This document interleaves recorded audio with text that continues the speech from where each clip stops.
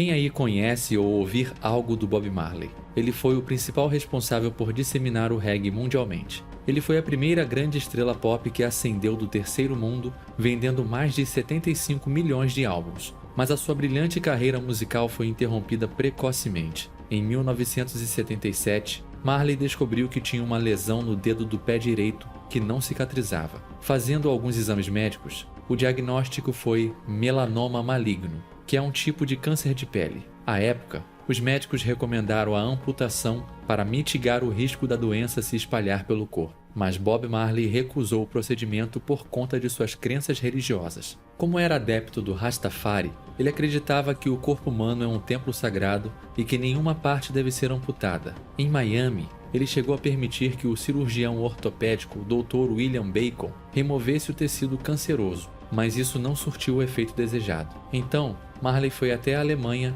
e, sob os cuidados do controverso Dr. Joseph Eissels, foi submetido a várias intervenções questionáveis para combater o câncer. E assim como na vez anterior, as expectativas não foram alcançadas e logo o câncer se espalhou até o seu cérebro, estômago e pulmões. E no dia 11 de maio de 1986, ele faleceu, jovem, aos 36 anos. Será que Bob Marley era um fanático religioso que desejava morrer? Deveria ser encarado como um suicida ou um inconsequente? Claro que não. Certamente que, como todo ser humano, tentou o que pode seguindo o instinto para sobreviver. O que ele desejava era receber o tratamento médico que respeitasse a sua vontade, segundo os valores que prezava.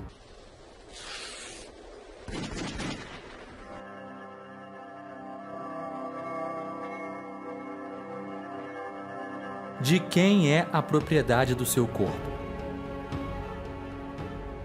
De fato, o médico, no exercício da profissão, pode se deparar com pacientes que, por motivos pessoais ou de ordem religiosa, recusem uma terapia, um aparelho ou um determinado procedimento. Na maioria das vezes, quando o paciente recusa determinada terapia, não é porque não queria ser tratado, mas porque quer escolher a opção terapêutica que considera adequada ao que acredita. Mesmo não tendo conhecimento técnico de um médico, cada pessoa procura aprender o que é possível ser feito, o que seja em conformidade com o que julga ser bom, tudo pela maneira como vê a vida. No Brasil, a Constituição de 1988, no artigo 5º, nos incisos 6 e 7, diz que garantem a qualquer pessoa 3 coisas. A. O direito de recusar tratamento médico. B. A liberdade do paciente de recusar a proposta terapêutica ofertada pelo médico. E C. O direito de escolher uma opção terapêutica que considere conveniente. Além dela, tem o Código Civil, que no artigo 15 determina que ninguém pode ser constrangido a se submeter a tratamento médico ou intervenção cirúrgica que não queira. Porém, desde o começo de 2020, nasceu uma verdadeira guerra entre os que defendem e os que são contra algo que já foi sempre feito. Nem lembrávamos do nome, mas que ficou famoso: o tratamento precoce. É nada mais que o tratamento inicial, o quanto antes for possível agir aos primeiros sintomas de uma doença. Ele consiste em um esquema terapêutico prescrito conforme cada quadro clínico, por meio da análise médica que lança mão de remédios usados contra outras patologias quando não há algo específico para o mal ainda desconhecido. Isso se chama tratamento off-label, ou fora da bula. É definido como base em observações de êxito que evitaram complicações e então a internação hospitalar. Esse reaproveitamento de medicamentos para combater uma nova doença é algo comum na medicina. Na 6ª edição do volume 72 do periódico Pharmacological Reports, da editora alemã Springer, os pesquisadores indianos falam que, além de poder proporcionar uma resposta rápida para aliviar o quadro clínico do paciente e então poder até salvar vidas, outra vantagem dessa prática é um custo financeiro menor. A principal alegação dos detratores do tratamento precoce é que são usadas drogas sem comprovação de eficácia. Realmente, é uma alegação válida e razoável, propagada pela mídia tradicional e pelos tantos adeptos ferrenhos dessa opinião. No entanto, a mesma mídia já comemorou a possibilidade de pessoas poderem usar o medicamento para uma doença que também não era específica nem tinha eficácia comprovada contra ela. Em junho de 2009, a Organização Mundial da Saúde declarou que a gripe suína de H1N1 era uma pandemia. Ela se espalhou por 70 países e atingiu os 50 estados norte-americanos. Aí, sob orientação da entidade, vários países passaram a adquirir e a prescrever um antiviral composto de fosfato oseltamivir, comercializado no Brasil sob a marca Tamiflu.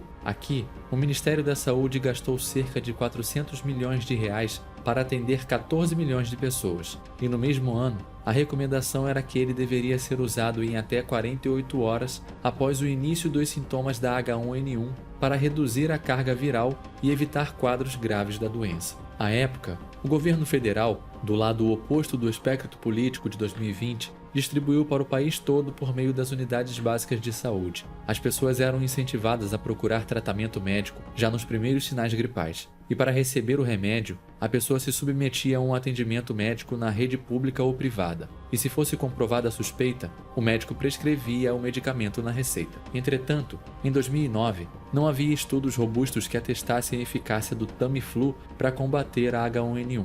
As únicas evidências eram os estudos observacionais. Depois, em 2014, numa reportagem para o site do renomado Dr. Drauzio Varella, a médica Nancy Cristina Junqueira Beley, que era coordenadora da Comissão Científica de Influenza e Virologia Clínica da Sociedade Brasileira de Infectologia, admitiu categoricamente que não foram feitos estudos randomizados e controlados para constatar os efeitos do Tamiflu, e sim por meio da experiência clínica. E em 2009, não havia excessiva preocupação com certificação oficial de qualquer medicamento que tivesse sido submetido a estudos randomizados controlados. Mas em 2020, o pensamento mudou. Youtubers, juristas, jornalistas e políticos passaram a opinar incisivamente a respeito de protocolos de saúde, medicamentos e manejo clínico de pacientes. Começou uma intensa conclamação pela tal da comprovação científica. A comparação de 2009 com 2020 mostra que as pessoas passaram a procurar usurpar funções que cabem apenas aos profissionais especializados da saúde,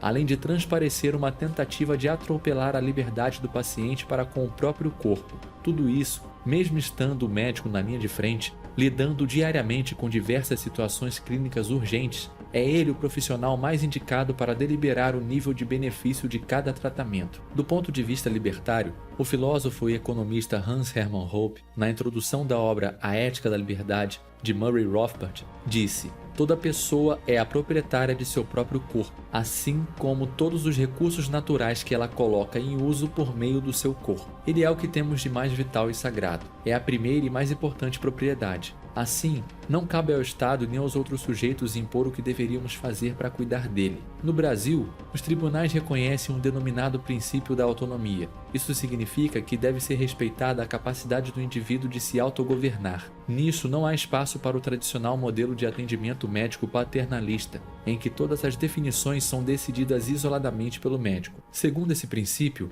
cabe ao paciente aceitar, recusar ou solicitar a intervenção médica que considere confiável. E também, nenhum médico deve ser coagido a seguir protocolos ou determinações que estejam em desacordo com sua consciência. Todas estas considerações estão mesmo consignadas no Código de Ética Médica do Conselho Federal de Medicina. Mas o curioso é que passamos a ver verdadeiras intenções autoritárias de alguns governos, políticos, juristas, celebridades e youtubers, todos segundo a premissa de que se falar em nome de salvar vidas, em vez de zelar pela liberdade de combater crises, passaram a defender e a estimular restrições, querendo até mesmo ditar a maneira como médicos e pacientes devem se relacionar. É triste ver uma clara tentativa de dominar a mais importante das propriedades, o nosso corpo. Para encerrar, vamos resgatar aqui a Declaração de Helsinki, da Assembleia Médica Mundial, cujo item 32 diz que, no tratamento de um paciente, quando métodos profiláticos, diagnósticos e terapêuticos comprovados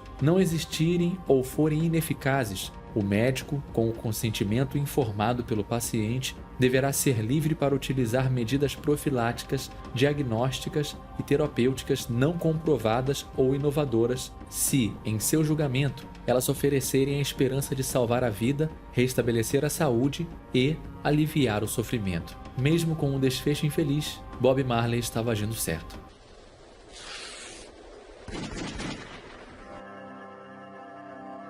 Obrigado por sua audiência.